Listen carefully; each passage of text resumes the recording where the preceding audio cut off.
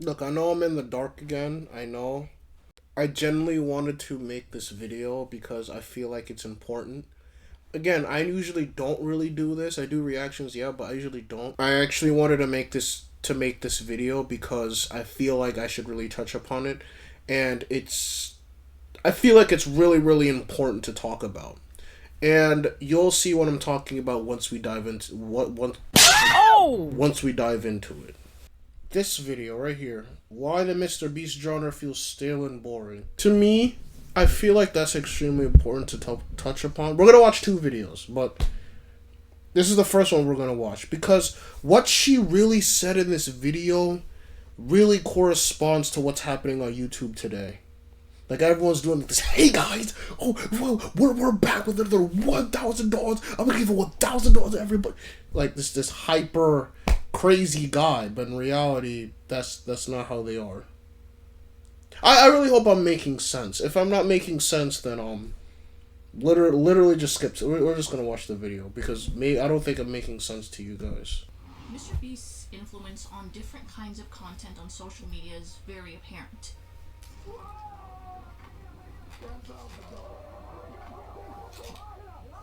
But there's mounting criticism of this type of content being soulless, sanitized, boring, and stale. Do you ever worry that it's going to get too saturated? That style is I don't want to say outplayed, but too many people are doing it, it's becoming too common, and now you have to change to adapt. Videos such as the Mr. Beastification of YouTube. One thing that I'm really exhausted by is seeing these goddamn Mr. Beast copycats. And money killed you. See that a lot, don't you? You see that so much in TikTok, Instagram, Twitter or something. But you see oh hey guys, I'm gonna do this. We do this crazy thing. Like you see this all the time. Honestly. People are getting bored of today's endless cycle of content. Aptly describes this sentiment. Regardless, Mr. Beast's view count and even the view count of his alleged copycats seem to counter this argument entirely. Across everything, we're closing in on 200 million subscribers. So-called boring content doesn't get millions of views. If he stays in this circle for 100 days, I'll give him $500,000. So today, we explore if this critique holds any grounds, or if it actually comes from a community of jealous YouTubers. Isn't YouTube dying? Why YouTube is feeling so lackluster. YouTube is creatively and artistically dying. Unable to compete in today's money-centric social media landscape.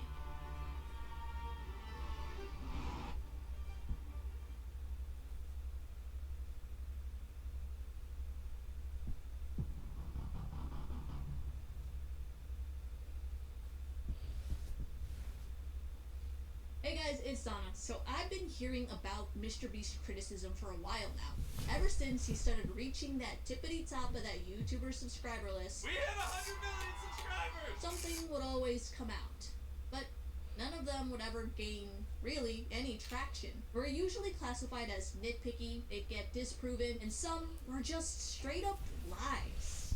However, this assessment of Mr. Beast content being soulless, sanitized, and boring is the only one where I really see the community saying, there's something to that. The reason for this, in my opinion, is not because of Jimmy himself, but because of the genre he inadvertently created.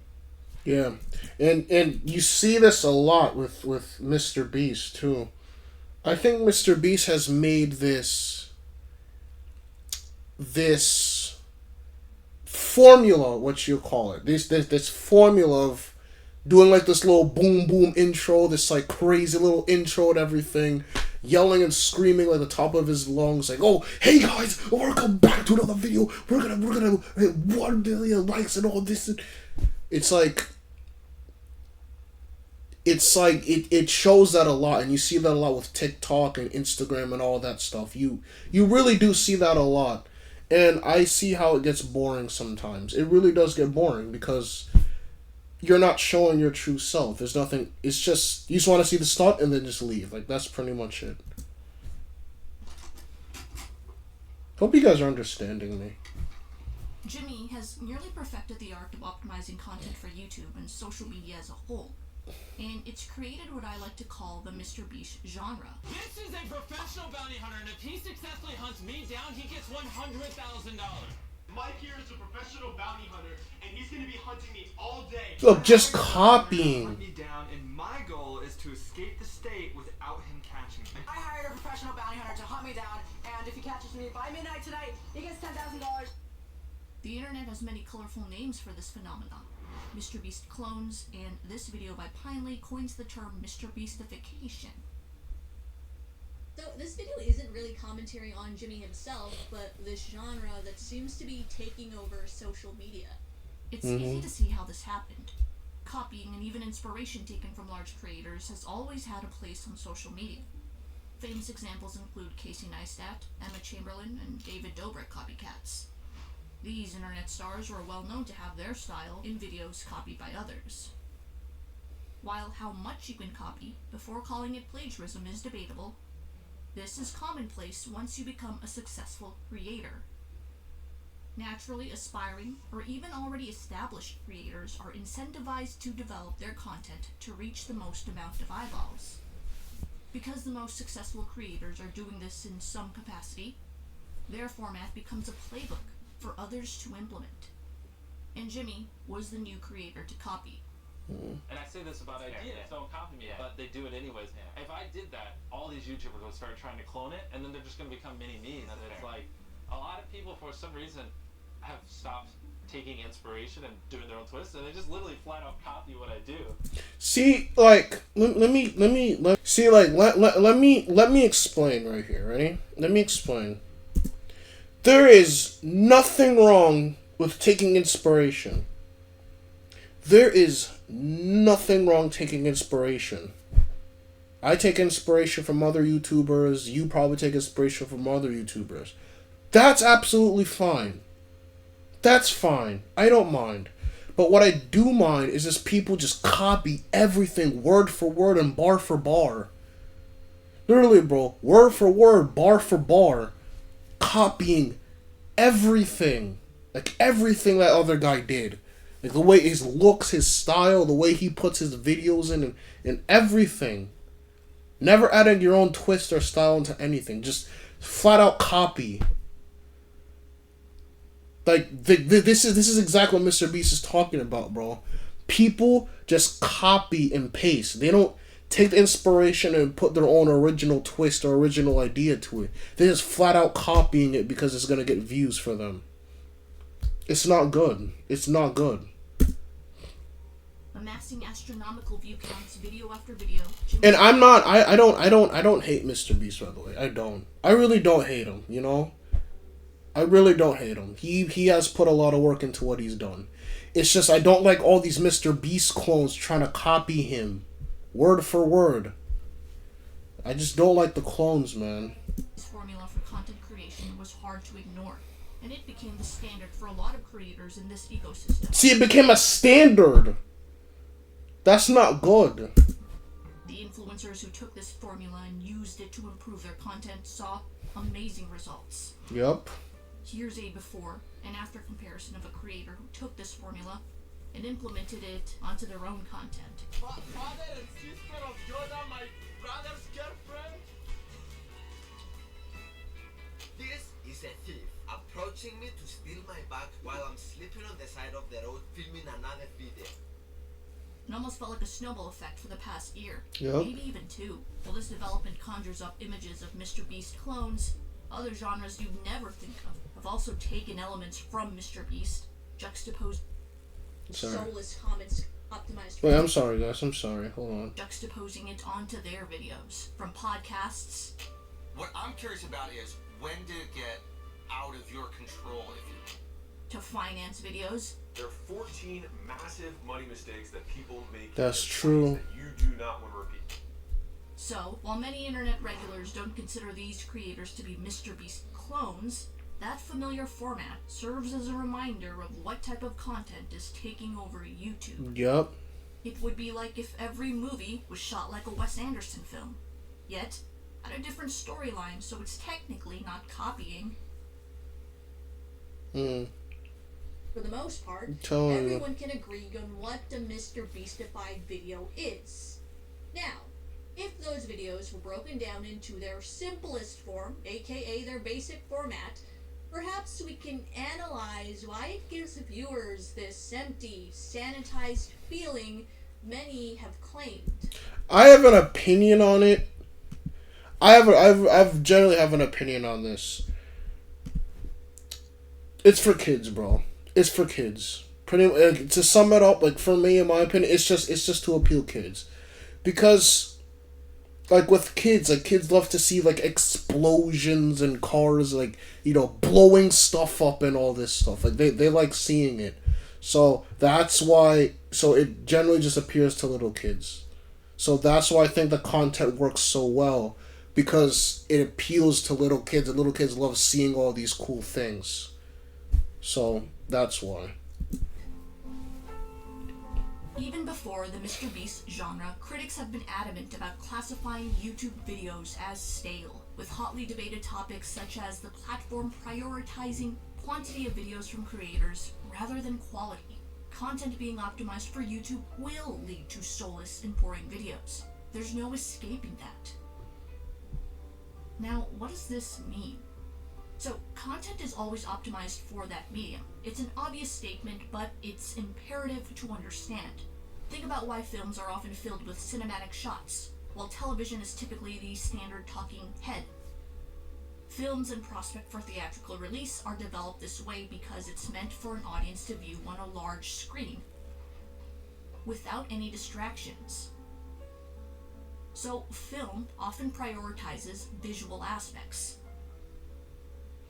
Television, on the other hand, prioritizes auditory aspects. The viewer is at home, maybe cooking, doing laundry, and these days looking at their phone. Thus, it is critical for television shows to convey their narrative through sound. Content creators on YouTube optimize for an audience that is likely on their phone or on their computer. They're competing for the viewer's click. Mr. Beast was going to be there, so I was like, I have to go to this to see what it says.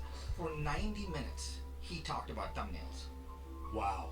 The whole presentation was 90 minutes on thumbnails. Wow. And he goes, I could tell you various ways in which you can build and grow your channel, but you're missing the point. He goes, we obsess. He's like, we build 20, 30, 40 thumbnails, and once we like a thumbnail, we go build the video and the idea around it. So their title and thumbnail has to be enticing. Once the viewer actually clicks on their video, the content has to actually retain their attention. No temptation to click any other video or switch to an entirely different app. This is called retention. With that said, would films work on YouTube? Anything is possible, but I have yet to see any creator achieve this feat. If you guys don't know what retention and clicks is, so clicks is just pretty much views. So she's literally just saying optimize is just the views of how much people are clicking on the video, because the moment you click on a video, you get a view. Or not so. The moment that you watch something for like a certain amount of time, you get a view. So think of clicks as views, and think of retention is to audience retention, like how long the people are watching the video. So this is how long the people are watching the video, and this is about the views, pretty much. So, I make YouTube videos, and I know this is going to be biased. So yeah, I feel, no, there are plenty of YouTube videos that have soul. Yeah, However, of course. Being exposed to this new genre, I kind of see what those critics were talking about. I'm so sick to death of seeing these videos. Yeah, because it's boring. I'm gonna be honest, like some of these guys have no personality. They don't show anything. Literally, like they're just like, oh hey guys, ooh.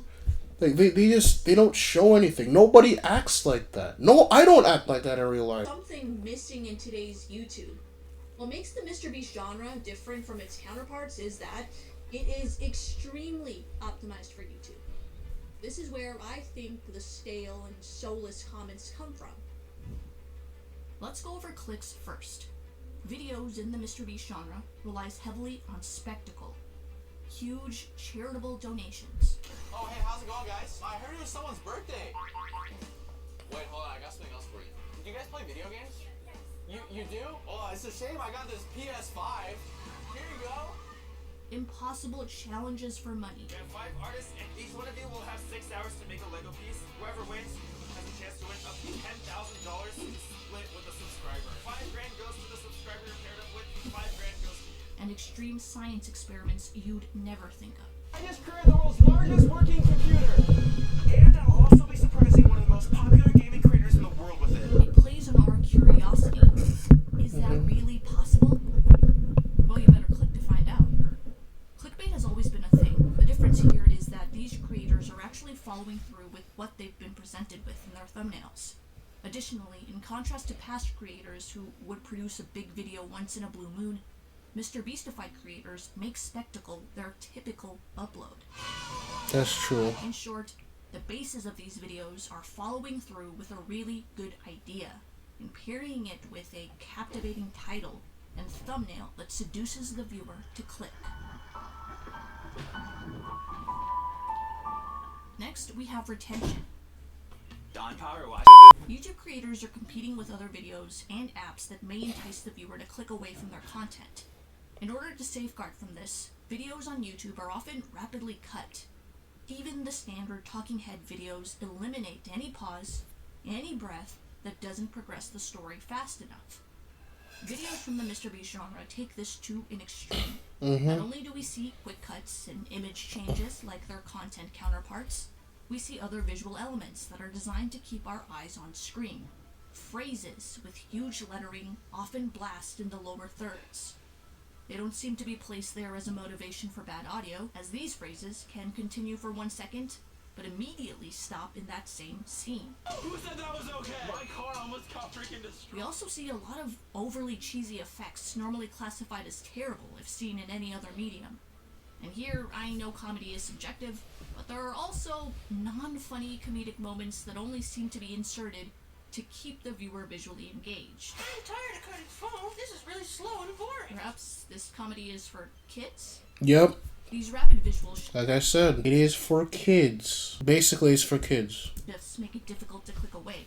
Once you finally process what you just saw, you're immediately introduced to another visual you have to process.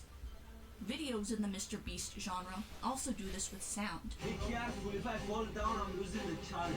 Along with the obvious dramatic music, hosts are often loud. If you watch these videos very closely, many quick cuts are paired with cinematic impacts, or booms. You'll also notice accents paired with dramatic movement. In the next 24 hours, we're going to face all the world's biggest fears. There are thousands of fears, so if you have a fear, you probably faced it in this video. Throughout the day, the fears will get more and more extreme. But first... The fear is bad. No! Let's say... Oh! Both sound and sight have been hijacked by these videos and are constantly stimulated. A lot of the time, the conversation is pretty much left here. Everyone makes this type of content, so I am just desensitized to it and want to see something else. Also, everyone is tired of that similar looking bright thumbnail and over-exaggerated cartoonish expression from YouTubers. It's eye-catching, yeah, for sure. But personally, this is my complaint here, like, why does everyone have the same style thumbnail? Do people get annoyed that other people are copying their thumbnail? Or is this just one of those accepted copies? Anyway, while it may be partially true that some are just apathetic to this type of content now, viewership indicated by views expresses the contrary. Views for videos based on spectacle continue to immensely surpass videos without any. This seems far from what the Mr. Beastification critics typically lament about.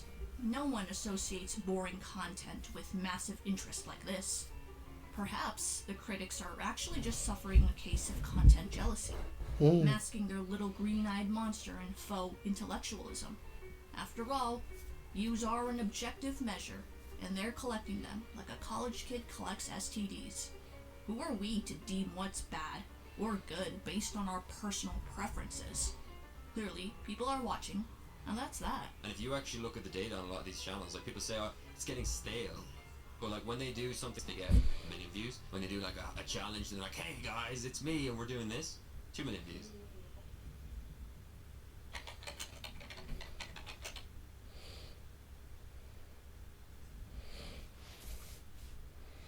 I'm hallucinating here, but I feel like these days there's like nothing to watch on YouTube. I don't know, like people aren't uploading or they're taking their sweet time or something. Can you guys just like leave me some suggestions of things to watch? For a while now, I felt a lot of YouTube to be stale, and I've always concluded it to be me growing out of YouTube. People were still clearly watching, but I just wasn't excited like everyone else. I also associated this feeling to jealousy. And I mean, I didn't really feel exactly jealous, but I attributed it to that because why else would the whole platform be excited about this type of content? Well, I'm here being like, it's alright. Then Casey Neistat and Emma Chamberlain started to upload again. And right away, I was reminded of the era of slower pacing. This may not be optimal for retention, but I like this type of content. And others do too. As I watched upload after upload, it became clear that the Mr. Beast genre feels empty because they are missing two components that allowed YouTube to break into the market in the first place: vulnerability and authenticity. Yup. So vulnerability, authenticity, if you sum it up in one word, it simply means human connection. That's literally it. Sum this up, it's human connection. They're missing the connection because the point of YouTube is you. You are YouTube. Like, the point of YouTube is to connect with you. So if you only care about the thumbnail and if you only care about the thumbnail and the views and how much people are watching and all this blah blah blah blah, you leave these two things out.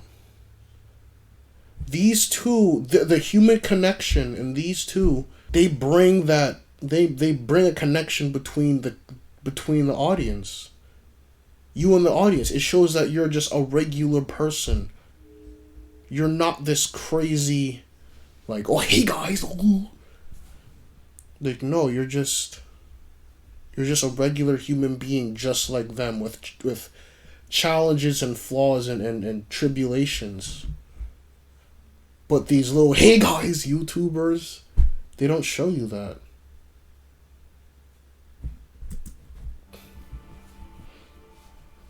Ew, gross, cheesy answer, I know. But think about it like this.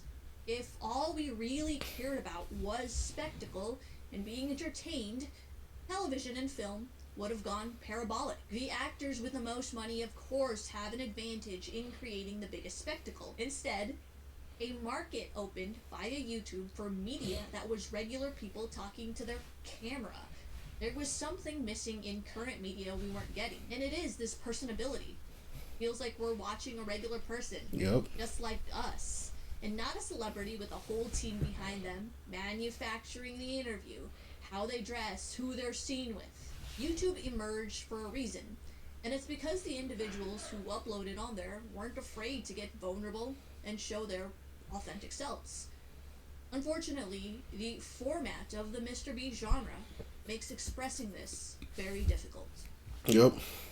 Because all about the hey guys. Creators in the Mr. Beast genre typically eliminate vulnerability to prioritize retention. The video opens with exactly what the viewer expects from the title. No beating around the bush. Literally 15,000 feet in the air, and inside of this bag is $10,000. They engage in the spectacle right away. Then, the reaction or vulnerable moment to that spectacle is kept at a minimum. And that was just one of the people I'll be giving away thousands of dollars. The viewer is then promptly thrown into the next segment. Sometimes, when the segment is too long, they'll even intercut that with another storyline to keep the viewer engaged. What? We'll come back to them, but first let's get more subscribers. This is such a stark difference from spectacle outside the Mr. Beast genre. This video, titled Snowboarding with the NYPD, for instance, by Casey Neistat, almost relies on vulnerability as they highlight the emotional aspect from their stunt. This video involves Neistat hopping on his snowboard during a snowstorm in New York City and cruising around the Big Apple. It opens with a news clip stating drivers will be arrested if caught driving during the storm. It then cuts to a clip of a car clearly defying the law, with New York, New York by Frank Sinatra playing in the background. Neistat is revealed being towed on his snowboard by a vehicle. Even if you're not from New York, it almost gives you this prideful feeling of the New York attitude. You see it in the reaction of all the people shown on screen. The reaction seems to be built into the storyline. The plot is their emotional vulnerability and reaction to this stunt, as opposed to a Mr. Beastified video, where it's all about the stunt, and emotional reactions get 1 microsecond of screen time. Casey's video then brings us back full circle as they run into the NYPD at the end. But instead of being arrested like the first clip hinted at, the cops actually think what Neistat and his buddies are doing is cool, and they're just talking to them for show. It again illustrates that New Yorker pride. If this were put in the Mr. Beastification machine, probably be just a few clips of the stunt, and then they'd immediately just jump into something else. Yep. And look, there's obviously no objective way to measure the better video, so this is my opinion. But Casey's video to me was just more memorable. Even if some Mr. Beastified videos outrank it in views, this one felt like it actually shook the internet. Many find something off about creators in the Mr. Beast genre, and claim it's because of their loud and dramatic demeanor. In my opinion, this impression from viewers doesn't stem from those two things. It comes from their lack of authenticity. Yep. Just, hey guys! Like, For no. instance, a lot of Dude Perfect's videos have an equally loud cast. I'd even go as far to say that some of their stunts are also just as gamified as those in the Mr. Beast genre. These creators, however, have not received such a negative response. I think this is because their loudness is done during an appropriate time, when it makes sense, when they make a trick shot, or when they get to do something really cool. As a human, you intuitively know when this behavior is supposed to be done. Dude Perfect's intros, or when they explain something, are done at a regular tone. So when the loud behavior is done at an almost constant, as they do in Mr. Beastified videos, we subconsciously view it to be disingenuous. Another element that adds to this disingenuous perception is the content is filmed in a vlog-styled way, which we have been conditioned to identify as a format that documents a YouTuber's authentic life or thoughts. When someone places a personality that is optimized for retention, aka being loud and dramatic, in this vlog format, we get Brent Rivera. I'm joking. But there is this strange JoJo Siwa effect that happens when watching videos like this. Today, we are breaking 100 rules in 24 hours. We see someone in their mid-20s or so behaving erratically. Ew! Oh, God! Let me see how it tastes first. And no, subconsciously, people in their mid-20s don't really act like this. Watch this! Don't.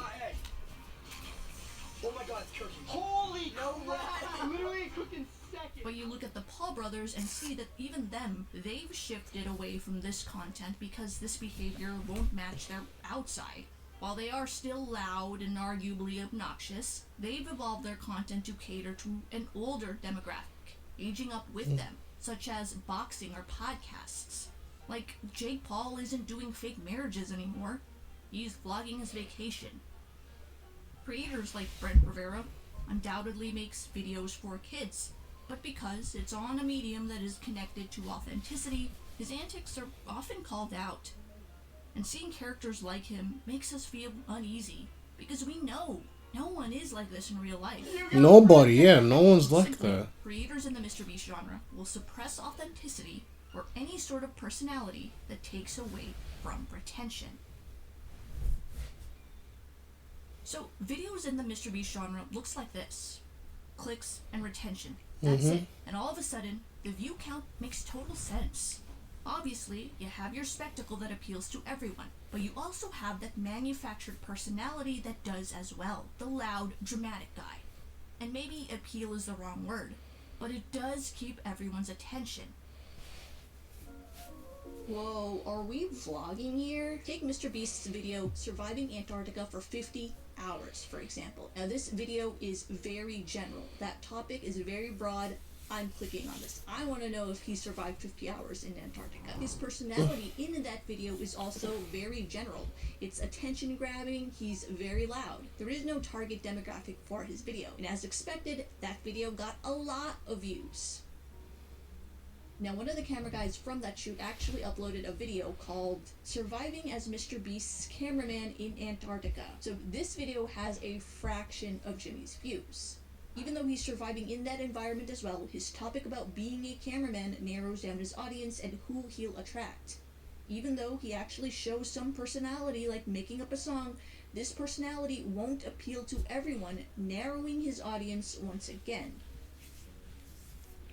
Jimmy's video appeals to everyone, while Dan's is very niche. Yeah. Now, this strange paradox happens when you do appeal to everyone. You also appeal to no one. Huh? It's like watching a car crash. It'll catch everyone's attention for sure. But that's it. Yeah. It's a thing that catches your attention. Yep. This explains the large amount of views and the retention you see in the analytics. But you're missing that thing that makes you connect. Vulnerability and authenticity. Like I said, they lack human connection. It's just like it's like all they see is the car crash and boom, they just gone on with their lives. Like I want to ask you guys a question. Do you even remember the people that you watch? Let's say you're going like on a YouTube short, TikTok short. You just scroll onto like to see like this flying car guy. Do you even remember that person? Or you just see, okay, that's cool. Then you just like scroll down. That's probably what you guys do. I do that too. I see a cool thing, oh, that's pretty cool. Then I just scroll down like it's nobody's business. I don't remember the person. Thus, explaining why many feel empty watching this type of content. Yeah. Everyone has an idea of what a car crash looks like. But another one happens, we still have to watch. So, appealing to everyone leads to low viewership loyalty. Mm-hmm. Consider the TikToker, and many like her, who had meet and greets and no one showed up. See, this should scare you right now. Me, as a content creator, as a social media influencer, as you probably call it, this scares me. Let me go back. Loyalty. Consider the TikToker. This scares me, bro. You put all this work, months of effort, months of videos, months of uploading, and yet nobody shows up for you. No one shows up for you. If anybody's a social media influencer, this should scare you so much. If anyone's gonna be like a YouTuber or a social media influencer, focus on your fan base. I'm gonna give you guys like a tip. Even though I have like 930 subscribers, but still. Focus on your fan base. Because this is why. You don't want to end up like her. With millions of followers and no one shows up for you. This should scare every single YouTuber out there. This should scare every single TikToker. This should scare everybody. This should scare you. Because it means that people generally don't care about your content. People don't watch you for you. People watch you because like you did this little cool thing and that's it.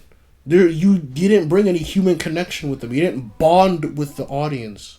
I'm trying to bond with you guys.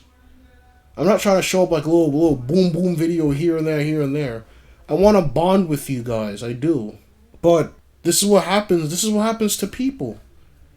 This is what happens when they only care about the clicks and the views and the blowing up and all that stuff. Instead of like bonding with your audience, gathering fans and instead of just blowing up, instead of just your audience, focusing on the audience, bringing your best content to your audience, building a community, and building fans. Because if you don't do that, if you only focus on blowing up, this is what happens. If you're a YouTuber or a social media influencer, don't end up like her. Please don't. I don't say this to bash her. I'm just saying it just because I want to warn you about what happens. Please just focus on your fan base. Just make the best content for your fans. Okay? And your audience. Just make the best content for your audience. Don't try to blow up and all this stuff. Just focus on making content for your audience and fans. Just please do that. Unless you're gonna end up like this. Had meet and greets and no one showed up. Nobody came. What is that supposed to be? It, like in-person meeting? Yes. So you announced it and then nobody showed up? Yeah. With millions of followers and Look, 1.5 million followers, 58 million likes, and no one showed up for a meet and greet. should have led to at least 1% of fans showing up. However, authenticity and vulnerability may be difficult to establish due to the rapidness and short-form nature of TikTok. They again catch your attention because they are the car crash.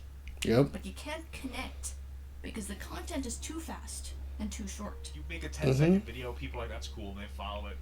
That's it. You're one of the 140 videos somebody watched. It's hard to really generate an audience, and I feel like a lot of people are getting very inflated by social media, and I don't really think it's like her, but you see a lot of people like, I've got 100,000 on TikTok, I've got 1 million on TikTok. Doesn't really mean anything, man. It doesn't. The same plot is already unfolding for creators in the MrBeast genre.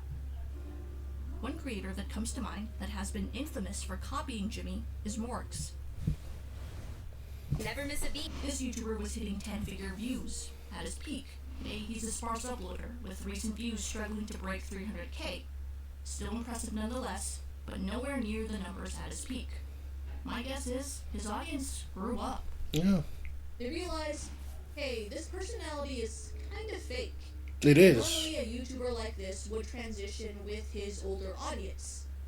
But it's like, what do you attach to? Yep. We don't know your personality other than you're the loud guy. No human connection. None. True loyalty is attained through vulnerability and authenticity, but that comes with having to give up on views in the process. Because not everyone is going to like your personality. Yep. Not everyone is going to like your jokes. Yep. Not everyone is going to like your opinions. Mm-hmm. But you will attract... And not everyone's gonna like your YouTube videos. Not everyone's gonna like your thumbnails and all this stuff. Not everyone's gonna like it. And it's okay. The loyalty of an audience that relates to you. Mm-hmm. And I think many are going to come to realize that spectacle alone won't sustain you a regular following. And a lot of new creators who play this game or are attempting to copy this formula are going to either get in massive debt or just fail. Now, I don't want to lean too far into the artsy-fartsy side of things. If you do have a brand that doesn't require personality, then keep doing what you're doing. You're good. I also don't want to put out there that all you need to get views is to be authentic.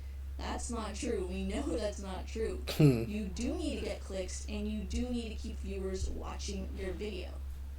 However, I think my point is that in today's YouTube, we highlight too much on the side of analytics and data, and even though it is important to keep that stuff in mind, current creators and emerging creators have to keep in mind what popularized YouTube in the first place. And it is this human connection. Yeah. We do want to hear other people's stories.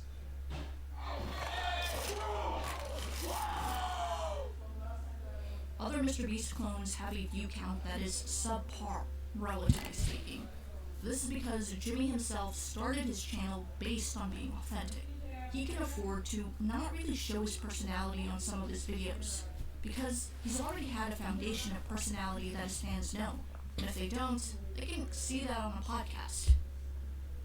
They literally think the only thing that makes my videos good is that I just cut them quick, and they think that's why we get 100 million views videos. They don't spend months, thinking of ideas, and like studying new things so you can get better inspiration, so you can come up with more original ideas. All that production time, all that money, all that effort, all the time on the front end with originality, and then we spend weeks editing it across 7 to 10 revisions. Like that's why the videos do well, not because we just go cut, and I just throw money.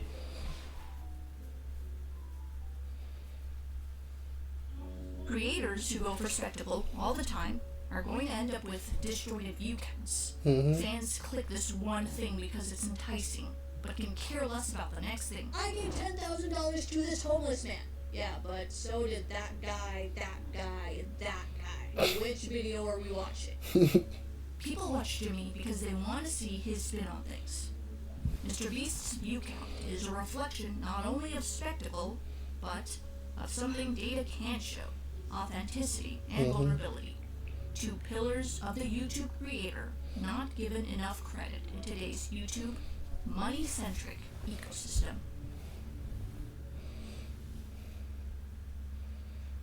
I will give it to the Mr. Beast critics and say Mr. Beast doesn't really show this side anymore. There are videos where he does attempt to do it.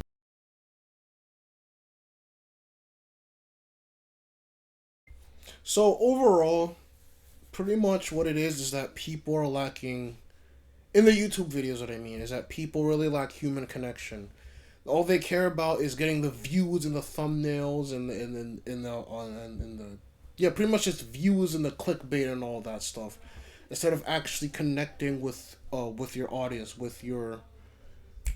instead of connecting with your audience, connecting with your people, All they care about is the clicks and the views and like blowing up and all this. In reality, that doesn't do anything for you, bro. Yeah, you may get money and stuff and all that, but no one's really gonna mess with you for you. No one's really going to like be a loyal fan to you. Everyone's gonna watch like, oh yeah, that's cool. He just blew that up. That's cool. Next. Oh wow, I didn't. What is that? What is that? A car? Oh, he's driving that amazing $1 million Lamborghini. That's so cool. Next. Do I remember the guy? No. Do I remember the person? No. I just see, okay, that's cool, and then just move on. I don't bond with the guy. I don't connect with the guy. Because he's always doing this. Oh, hey guys, today, guess what we're gonna do today? Today, I'm gonna drive this $1 million Lamborghini. Okay, cool. Move on. I don't remember you, nor do I even care about you. You just do like this little cool boom boom intro, and then boom. Do like your little $1 million Lamborghini car video. Reality. They don't really care about. In reality, I'm just gonna scroll off, not even gonna remember the person or care about the person.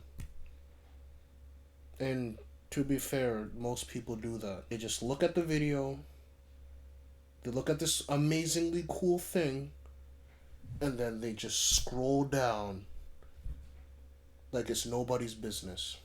It's like they don't even remember them. Oh, that's cool. Scroll down. That's it. Anyway, that's not the only video we're gonna watch. There's a second one we're gonna watch, and it's from Game Theory. See, like it's right here. Game Theory on why YouTube feels boring. I want to watch it. I never watched it. I want to watch it. I want to watch it. Oh, I've done it. I've created the ultimate online video. I watched every YouTube video, but because I thought that Mr. Beast would do that very thing, I decided to do him one better. I watched every YouTube video and counted every pixel on every frame of every video. And guess what? I still thought that Jimmy might do that, so I decided to do him one better. I did it all in 24 hours, and I'll give away $100,000 to every viewer of that video. Psych. I've done it. I've done it. It's unbreakable. It's unbeatable. No one can ever outdo me. I've outbeasted the beast. Hello, Internet. Welcome to... Oh, wait, that's his intro now? I miss his old intro. You know, the dun dun dun dun dun.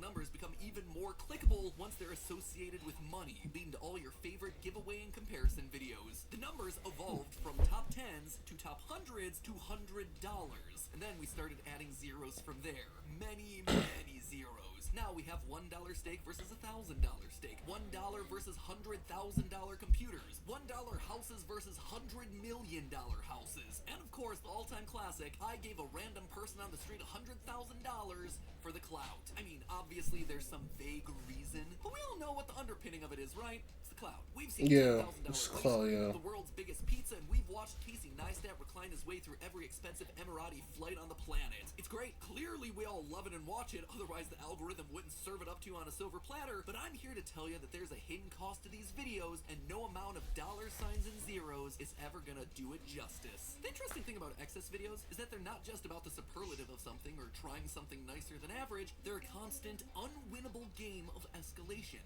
We already ate the biggest burger at one restaurant, so, you know, then we had to escalate. We had to eat the biggest burger at every restaurant, but once you do that, where else do you go? Well, then you have to eat at every restaurant that ever serves a burger. You get the idea. I'm sure if I asked you why we like this sort of content so much, there are some easy answers that come to mind. It's satisfying. Yeah. To see things that are too expensive to buy for yourself. That's it's true. funny to see people try crazy stuff. All Nah, of that that's is not very funny, true, no. but there's also a lot more boiling under the surface of our excess addiction on YouTube. Understanding the psychology of why you're watching these videos might make you think twice about when to click on them and when to keep scrolling. Today we're talking about where this era of excess comes from, where it's going, and why you should know for your own mental health. It's probably no surprise to you that watching content on the internet, any content, even this sort of content, is doing all sorts of things to your brain. In a nutshell, consuming content online when you're scrolling on YouTube Shorts, TikTok, or Instagram activates neuronal pathways in your brain that are commonly known as reward pathways. You scroll and ooh, a new thing to see. Scroll again and ooh, another new thing to see. Forever and ever, endlessly to the end of time. And each time your brain gets a little happy response to seeing something novel, something funny, something beautiful or interesting. All the things that we try to make our content look like online. These happy feelings come from your brain's dopamine reward pathway, and they're the same ones that get activated when someone hands you an ice cream sundae, or the feeling that you get when you beat a level in a video game. Years ago, we actually did a video on this channel all about the addictive qualities of games like Candy Crush, which is just as relevant today for social media as it was back then for mobile gaming addiction. In case you haven't seen it, I'm gonna summarize it quickly. When it comes to consuming content, unfortunately, we're going in with the deck stacked against us, starting with the literal brain inside our own heads. Biologically, our brains have been wired from the beginning to find rewarding experiences in life and then double down on those rewards because a few thousand ancestors ago, that was what was able to keep us alive. Now, that reward-seeking behavior we all have baked into our neurons gets translated to a key weakness that can be exploited by everyone from game developers to marketing companies, and especially by social video platforms. Watching funny TikToks, satisfying aesthetic videos on Instagram, and clever YouTube Shorts, they're all microdosing dopamine into your brain all day long. He's right, though. He's right. He's right. Absolutely right. Suddenly feeling compelled to keep scrolling just to try and feel okay. There's been a lot of research done in this area, and even if literally none of us are following the advice of limit your screen time, we at least know, yeah, we probably should be doing that. But no, really, yeah, we probably should be doing that. Word. All this is that the For You page is giving your brain exactly what it wants, which isn't always a good thing. The thing is, friendos, well, it's easy for all of us to collectively point to short-form video as the thing that's getting us hooked on all these platforms, the things that are shamelessly riding those dopamine waves. They're not the only ones that are giving us that little boost to happy. The era of excess on YouTube has given us the exact same action on these same reward pathways, even with long-form videos. It's doing this in two main ways. First, the structure of the video usually sets you up for lots of little micro doses of dopamine rewards all the way throughout the video, starting with the opening seconds. Let's just take a classic example from Good Mythical Morning. I tried every flavor of Lay's chips, where they have the setup of these videos down to a science. Probably why it's a whole series over on GMM. They start right off the bat by teasing what's in the video. This hooks you in the first few seconds in the exact same way that a TikTok does. 27 flavors of Lay's, but only one can be the best. Let's talk about that. This is the exact same tactic that Mr. Beast uses in every one of his $1 versus $1 million videos. Or, I guess now it's $100 million videos. This is a $100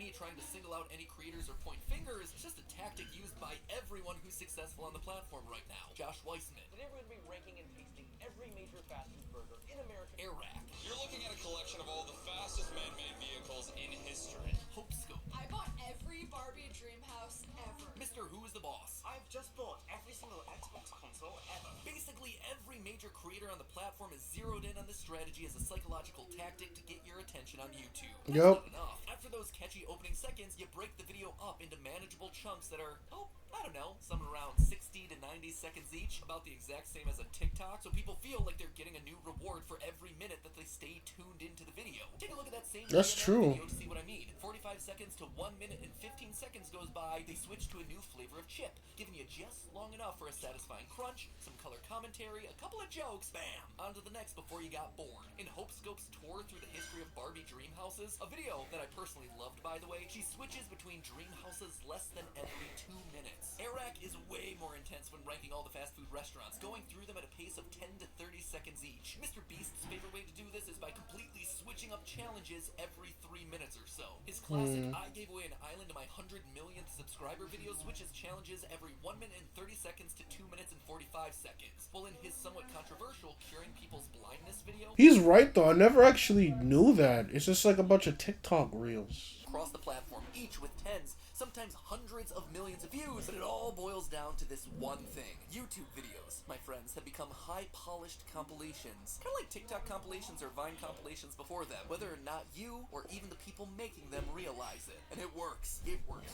real well. Yeah. But wait a minute, I hear you saying, telling me I'm throwing all my fellow creators under the bus. How could I do that to all my friends? I'm just a YouTube turncoat. And hey, wait a minute, didn't this video start out using these exact same tactics? Well, let me be clear. Creators, including little old theorists over here, work to make the best content possible for viewers and fans based on the rules of the platform they're working on. You would never see a TikTok start with long, slow classical music and a black screen, right? Why? Well, because the platform doesn't serve that sort of content. People don't respond to slow TikToks with no visuals. That would be insane. By the same token, YouTube creators have to live within the extremely rigid boundaries of the platform and the content that's getting recommended here. Yeah, big creators have videos that work very well. And also, it's not really their fault. Creators aren't implementing TikTok tactics like this because they're trying to trick you. They're doing it because this content is what YouTube systems have told them is working. And in case it's still a secret, friends, YouTube has one goal and one goal only here in 2023, to look and feel a lot like TikTok. It's no coincidence that the excess phase of YouTube has happened at the same time as the rise of TikTok and the same time as YouTube launching its own TikTok killer as Shorts. A lot of large creators understand that they're not competing with each other, they're competing with the product that YouTube really needs to win, Shorts. So at this point, this is the real picture of what making content on YouTube looks like. Creators have to make videos that are as exciting as a TikTok, but long enough to feed YouTube's recommendation system lots and lots of tasty watch minutes. And in case you're not aware of what's going on behind the curtain, these episodes take weeks or even months to create, often costing tens, if not even hundreds of thousands of dollars to produce, all while still needing to be brand safe. Young skewing, but not too young skewing. New and original while still feeling familiar enough for you to click on, and they might just make it onto someone's homepage. Then again, YouTube might just give that space to Shorts instead. Never fall down, never fail, never show fear, never get out of line. It's too hard. It's too contradictory. So what's left after all that? Well, a lot of escalation. How do you get people's attention on YouTube now? Do something bigger, more expensive, more flashy, more dangerous, for as long as you possibly can and in as many short, discrete chunks as you can. At the end of the day, this isn't about the creators that you're watching, it's about the platform that you're watching those creators on. But there's more to this fun little escalation circus. With more complicated and over-the-top production comes the need for more help. A lot more help. While videos on the platform are becoming more pigeonholed into this escalation and excess genre, they also need a lot more manpower to pull them off. Rhett and Link employ nearly 100 full-time employees. 100.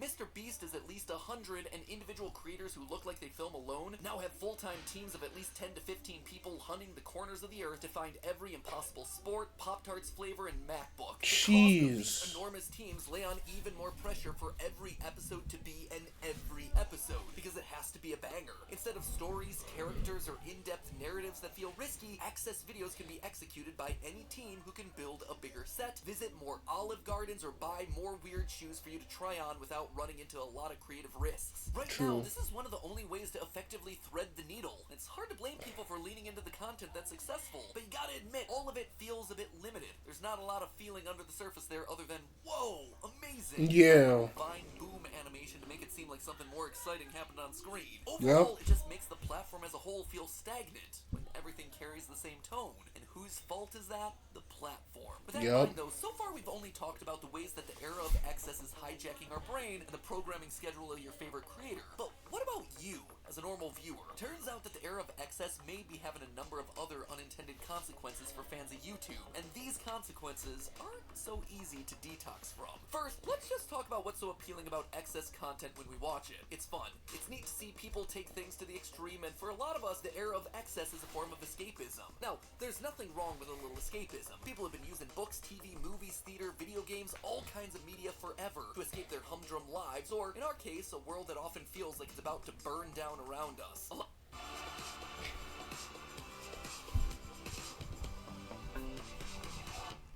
So you think you know Wix, but do you really?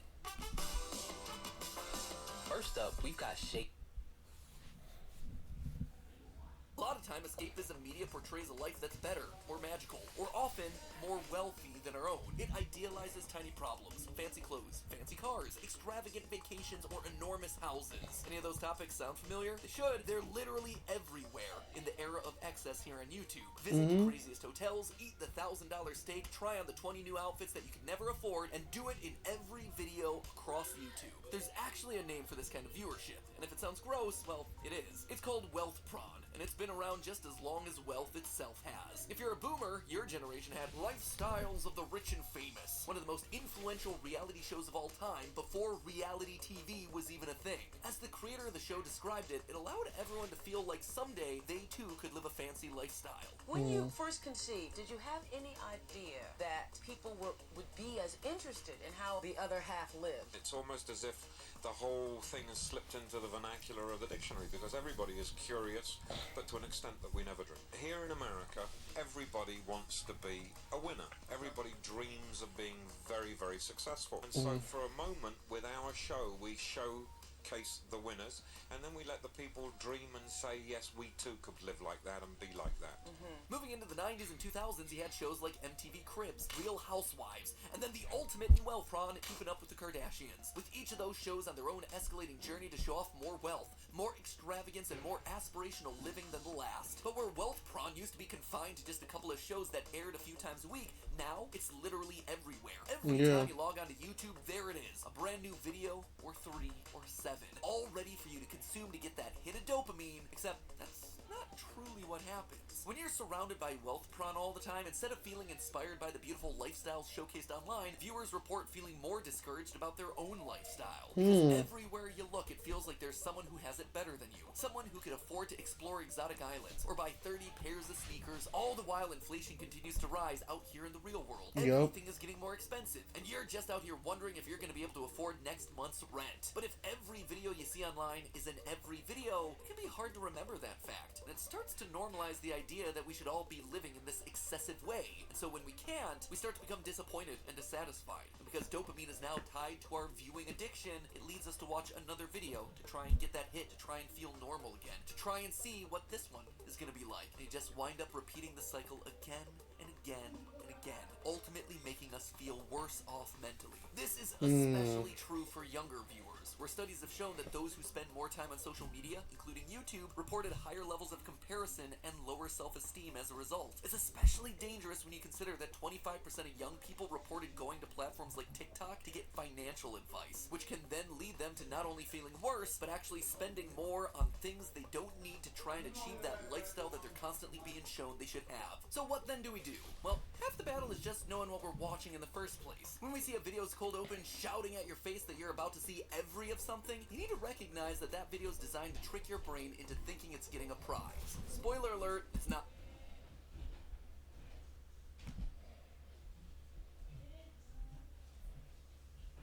I really like what he's saying here. It really makes a lot of sense.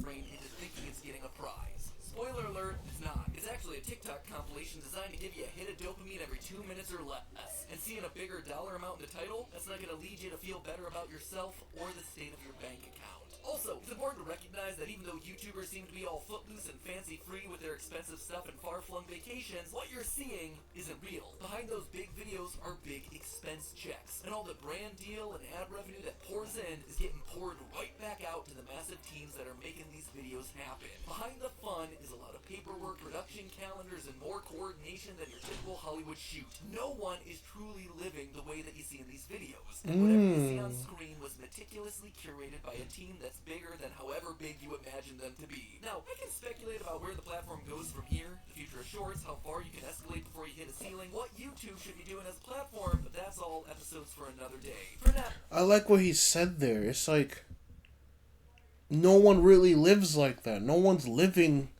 in these crazy places. It's just all facade. It's just all for the videos. And even if you do get the money, it just goes right back to the team. I really like what he's saying. now, knowledge is power, so consider yourself And that's it. So, I really like what he said, bro.